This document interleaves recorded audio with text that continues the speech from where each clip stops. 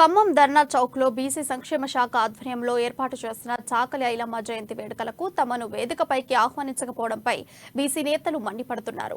రాష్ట్ర మంత్రి పువ్వాడ అజయ్ కుమార్ బీఆర్ఎస్ నేతలు బీసీలను అవమానపరిచే విధంగా వ్యవహరిస్తున్నారని వారు ఆరోపించారు.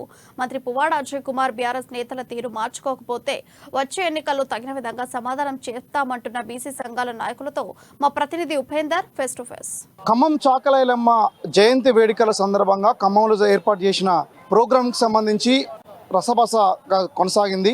ప్రభుత్వ అధికారులు చేపట్టినటువంటి ఈ కార్యక్రమానికి సంబంధించి రాష్ట్ర మంత్రి పువ్వాడ అజయ్ కుమార్, రాజ్యసభ సభ్యులు వద్దిరాజు రవిచంద్ర హాజరైనటువంటి నేపథ్యంలో బీసీ సంఘాలను వేదిక మీదకి పిలవలేదని చెప్పేసి బీసీ సంఘాలు ఆవేదన చెందారు.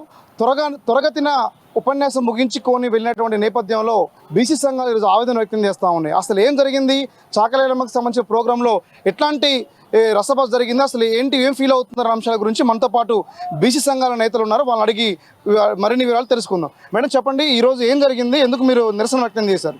నా పేరు చాకలి శ్రీలక్ష్మి, చాకలి ఎస్సీ సాధన సమితి రాష్ట్ర అధ్యక్షులు, తెలంగాణ రాష్ట్ర బీసీ ఫ్రంట్ రాష్ట్ర అధ్యక్షులుగా పనిచేస్తున్నాను. మిత్రులారా, ఈరోజు మన తల్లి చాకలి ఐలమ్మ 128వ జయంతి ఉత్సవాలకు అధికారికంగా నిర్వహిస్తున్నామని చెప్పేసి మాకు పిలుపు రావడంతో మేము కూడా ఈ యొక్క జిల్లాలో ఉన్నటువంటి బహుజనులందరినీ కూడా ఈ యొక్క వేదికకు ఆహ్వానించి మేముగా బహుజనులందరినీ కూడా పెద్ద సంఖ్యలో తీసుకురావడం కూడా జరిగింది మిత్రులారా.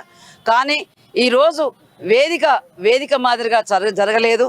మరి ఒక ప్రోటోకాల్, ఒక సిస్టమ్ లేకోకుండా మరి మంత్రి గారు రావటం, మరి అదేవిధంగా వెక్కేటప్పుడు ఐలమ్మ స్టాచ్యూ వెక్కేటప్పుడు కానీ ఈ వేదిక దగ్గరకు వచ్చినప్పుడు కానీ మంత్రి గారి యొక్క అనుచరులు మంత్రి గారితో పాటు మరి పిలవకుండానే ఒకటేసారి వేదిక మీదకి అందరూ రావడం జరిగింది.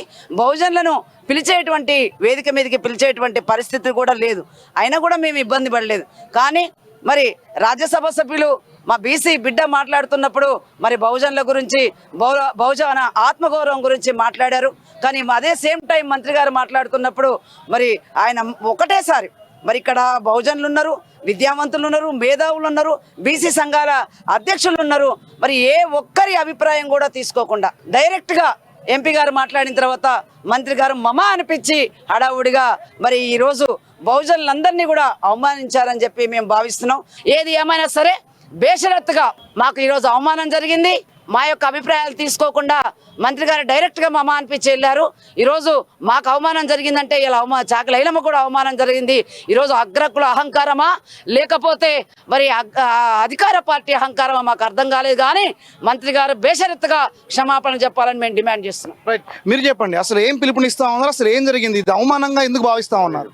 భూమి కోసం, భుక్తి కోసం, వెట్టి చాకరి విముక్తి కోసం అలుపెరగని పోరాటం చేసినటువంటి చిట్టాల ఐలమ్మ గారి 128వ జయంతి వేడుకలను ధర్నా చౌకులో ప్రభుత్వం అధికారికంగా ప్రకటించిందని చెప్పంగానే మేమందరం వచ్చాం, భోజనమందరం. కానీ ఇక్కడికి వచ్చిన తర్వాత ఒకవైపు గౌరవిస్తూనే ఇంకోవైపు తీవ్రమైనటువంటి అవమానానికి గురి చేసినటువంటి నేపథ్యం ఇది. సభ నిర్వహణ అసలు కానే కాదు. సభ నిర్వహణ అన్నప్పుడు ముఖ్యులు కింద కూర్చుంటారు, ఒక్కొక్కరిగా పైకి పిలవాలి. అట్లా కాకుండా మూకుమ్మడిగా మంత్రి అనుచరులు వచ్చి కూర్చున్నారు. మమ్మల్ని ఎవరిని సభ మీదకి పిలవలేదు. అసలు బహుజనుల మాటలు ఏం పట్టించుకోలేదు. కేవలం వద్దిరాజు రవిచంద్ర గారు తర్వాత మినిస్టర్ గారు ఇద్దరు మాట్లాడి మామ అనిపించి మీరు ఏం చేసుకుంటారో చేసుకోపో అనే వైఖరిగా వీళ్ళు ప్రవర్తించడం, బీఆర్ఎస్ ప్రభుత్వం ప్రవర్తించడం బహుజన సమాజానికి, నాట్ ఓన్లీ బీసీ బహుజన సమాజానికి తీవ్రమైనటువంటి అవమానం జరిగింది. దీన్ని మేము ఎట్టి పరిస్థితిలో ఊకునేది లేదు. బేషరతుగా పువ్వాడ అజయ్ బహుజన సమాజానికి క్షమాపణ చెప్పి తీరాల్సిందే. లేకుంటే మాత్రం డాక్టర్ బాబాసాహెబ్ అంబే మాకు ప్రసాదించినటువంటి ఓటు హక్కు ద్వారా రాబో రోజుల్లో బీఆర్ఎస్ ప్రభుత్వాన్ని గద్దెదించుతామని హెచ్చరిస్తున్నాం. రైట్, మీరు చెప్పండి, అసలు ఏం జరిగింది, ఏం ఫీల్ అవుతున్నారు, ఏం డిమాండ్ చేస్తున్నారు? మా జ్యోతిబా పూలే ఐడియా సొసైటీ అధ్యక్షుడిగా నేను, జాతీయ అధ్యక్షుడిని పెళ్ళూరు విజయ్ కుమార్. ఈ రోజు కార్యక్రమాన్ని గౌరవ వెల్ఫేర్ ఆఫీసర్ గారు, జిల్లా వెల్ఫేర్ ఆఫీసర్ గారు కార్యక్రమం నిర్వహిస్తామని చెప్పారు.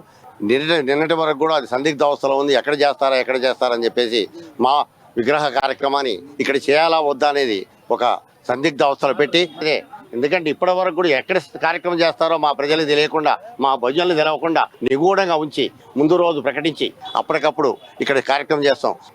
మా సొంతంగా మేము వచ్చి కార్యక్రమం చేయాలనే ఉద్దేశంతో రంగులు వేసుకొని దాన్ని శుభ్రం చేసుకొని అంతా తయారు చేసుకున్న తర్వాత ఇక తప్పదులే వీళ్ళని మళ్ళీ వెనక్కి తగ్గితే మేమే వెనకాడతామేమో అని చెప్పే ఉద్దేశంతో బాహటంగా వచ్చి చేద్దామని చెప్పి బహిరంగంగా ప్రకటించడం జరిగింది. ఆ ప్రకటించిన కార్యక్రమాన్ని మా బహుజనులకు అవమానపరిచే విధంగా వారికి ఎక్కడా ఏమి స్థానం లేదు, మేమే చేస్తాము, ధనిక వర్గం మేమే చేస్తాం, అగ్రకులాలం ఈ కార్యక్రమమైనా మేమే చేయాలా, మీ కార్యక్రమం మేమే చేయాలా, మా కార్యక్రమం మేమే చేయాలని చెప్పే విధంగా ఇది చేసి అందరికీ తీరని అన్యాయం జరిగింది. ఐలమ్మ గారికి పూర్తిగా ఆమె స్ఫూర్తిదాయకంతో ఏ పోరాటం చేశామో ఆ పోరాటంతో మేము మళ్ళా ముందుకు పోవాల్సి వచ్చే పరిస్థితి ఏర్పరిచారు. కాబట్టి దాన్ని మేము మా కుల సంఘాలు మా బహుజనులందరం కూడా ముందుకు తీసుకెళ్తాం, ఈ కార్యాచరణని నిర్వహిస్తామని చెప్పేసి మేము తెలియజేస్తున్నాం. ఇది వెట్టి చాకరికి వ్యతిరేకంగా సుదీర్ఘకాలం పాటు పోరాటం చేసిన ఒక చాకలి బిడ్డకు అన్యాయం జరిగింది అని చెప్పేసి ఆ బిడ్డకు నివాళులర్పించేటువంటి వేదిక మీద ఈరోజు మాకు బీసీలకు అవమానం జరిగిందని చెప్పేసి కూడా బీసీ సంఘాలను అయితే ఆగ్రహం వ్యక్తం చేస్తూ ఉన్నారు.